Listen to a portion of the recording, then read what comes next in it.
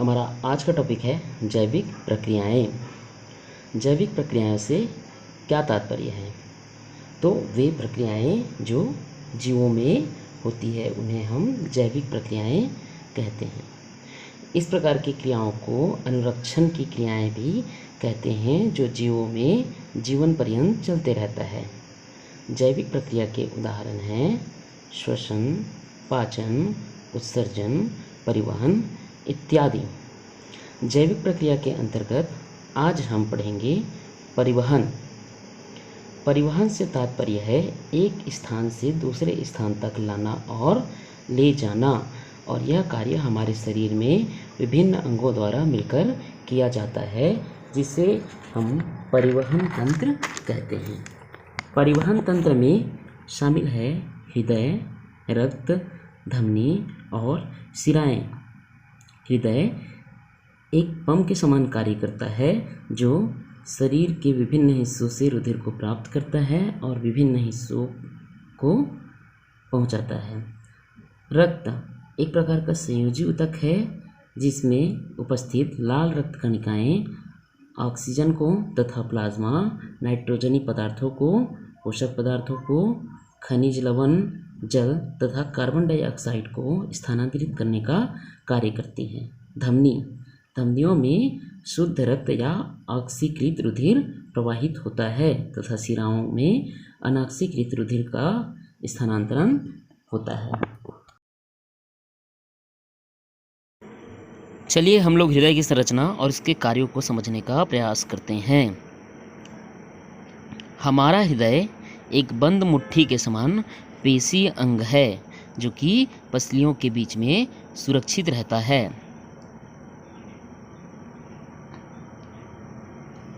हमारा हृदय 4 कक्षों में विभाजित होता है, जिसमें ऊपर की 2 कक्ष कहलाते हैं क्रमशः दाएं अलिंद तथा बाएं अलिंद।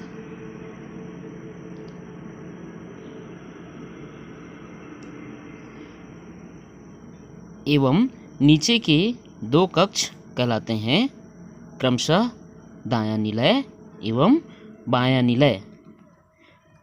इस प्रकार हमारे हृदय में कुल 4 कक्ष होते हैं। अग्र महाशिरा तथा पश्च महाशिरा द्वारा शरीर के विभिन्न भागों से अनॉक्सीकृत रुधिर को सबसे पहले दाएं अलिंद में लाए जाते हैं। दाएं अलिंद को रिसीविंग चैम्बर के नाम से भी जाना जाता है। दाएं अलिंद त्रिवलनी कपाट के द्वारा दाएं निलय में खुलता है। दाएं निलय में रक्त भर जाने के पश्चात त्रिवलनी कपाट बंद हो जाता है तथा रक्त ऑक्सीकृत होने हेतु फुफ्फुस धमनी से फेफड़े को भेज दिया जाता है। फेफड़ों में पहुंचने के बाद रक्त का ऑक्सीकरण होता है, जिसके फलस्वरूप रक्त शुद्ध या ऑक्सीकृत हो जाता है तथा रक्त को पुनः फुफ्फुस शिरा से बाएं अलिंद में लाया जाता है। बायां अलिंद द्विवलनी कपाट के द्वारा बायां निलय में खुलता है तथा निलय रक्त द्वारा भर जाने पर द्विवलनी कपाट बंद हो जाता है तथा निलय से ऑक्सीकृत रुधिर महाधमनी के द्वारा संपूर्ण शरीर में भेज दिया जाता है। इस प्रकार यह क्रिया लगातार चलते ही रहता है।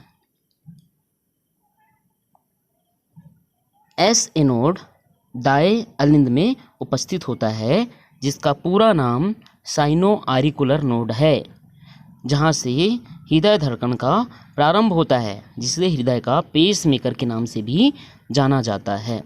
यहाँ से उद्दीपन एवी नोड को यानी कि ऑरिकुलो वेंट्रिकुलो नोड को भेज दिया जाता है, जिससे हृदय सतत संकुचन अर्थात हृदय का सिकुड़ना तथा शीतलन अर्थात हृदय के मांसपेशियों का फैल जाना की क्रिया लगातार होते रहती है, जिसके फलस्वरूप रक्त को शरीर के विभिन्न भागों में पहुंचा दिया जाता है। इस क्रिया के माध्यम से पहले अनाक्सीकृत रुधिर को फेफड़े में और दूसरी तरफ ऑक्सीकृत रुधिर को शरीर के विभिन्न हिस्सों तक साथ साथ पहुंचाया जाता है।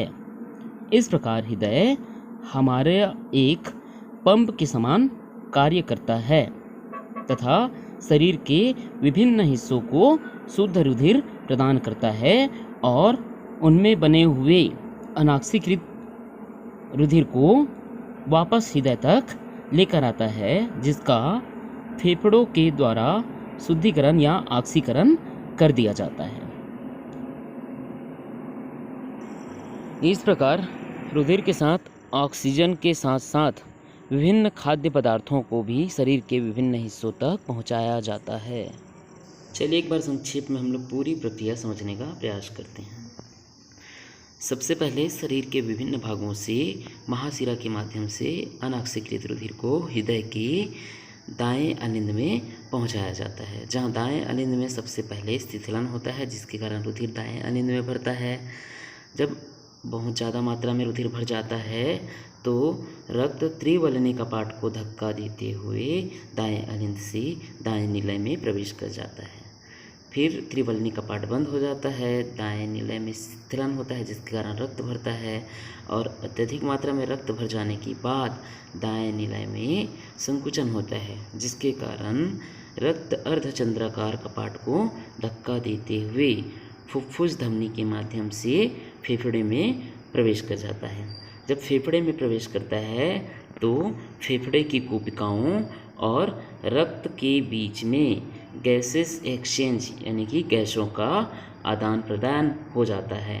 अनाक्सीकृत रुधिर से कार्बन डाइऑक्साइड फेफड़ों की कोशिकाओं में चला जाता है और फेफड़ों की कोशिकाओं से श्वसन क्रिया द्वारा लिया हुआ ऑक्सीजन रक्त में चला आता है और इस प्रकार रक्त ऑक्सीकृत हो जाता है और ऑक्सीकृत रक्त को पुनः फुफ्फुस शिरा के माध्यम से, याद रखिए यहीं पे वो शिरा है जिसमें ऑक्सीकृत रुधिर प्रवाहित होता है, तो फुफ्फुस शिरा के माध्यम से बाएं अलिंद में लेकर आया जाता है, जहां बाएं अलिंद से रक्त जो है द्विवलनी कपाट को धक्का देकर बाएं निलय में प्रवेश कर जाता है और निलय के भर जाने के पश्चात उसमें संकुचन होता है, जिसके कारण महाधमनी के द्वारा, महाधमनी हमें बाएं तरफ उपस्थित होता है, तो बाएं महाधमनी के द्वारा ऑक्सीकृत रुधिर को संपूर्ण शरीर की कोशिकाओं में पहुंचा दिया जाता है। संपूर्ण शरीर की कोशिकाओं में ऑक्सीजन प्रवेश करने के बाद भोज्य पदार्थों का पुनः शरीर की कोशिकाओं में ऑक्सीकरण होता है, जिसके फलस्वरूप ऑक्सीकृत रुधिर पुनः जो है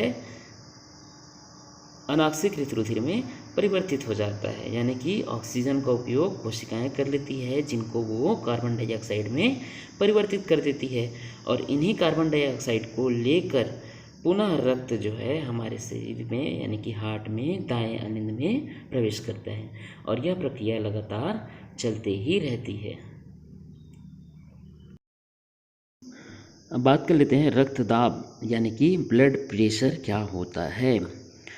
को पता है हमारे हार्ट में लगातार संकुचन और शीतलन होता है, जिसके कारण रक्त की गति एक समय अधिक और दूसरे समय कम होती है, तो इन दोनों समय पर क्रमशः धमनियों पर दाब लगाया जाता है, जिसे रक्तदाब कहा जाता है। जब निलय में संकुचन होता है तब रक्त अधिक तीव्रता के साथ बढ़ता है और उस समय दाब लगभग 120 mmHg और जब निलय में शीतलन होता है तब दाब जो है लगभग 80 mmHg के मध्य होता है, जो कि एक स्वस्थ व्यक्ति में दिखाई देता है। इसके अलावा आपको कुछ क्वेश्चन हम दे देते हैं जिनको आपको घर में करने हैं।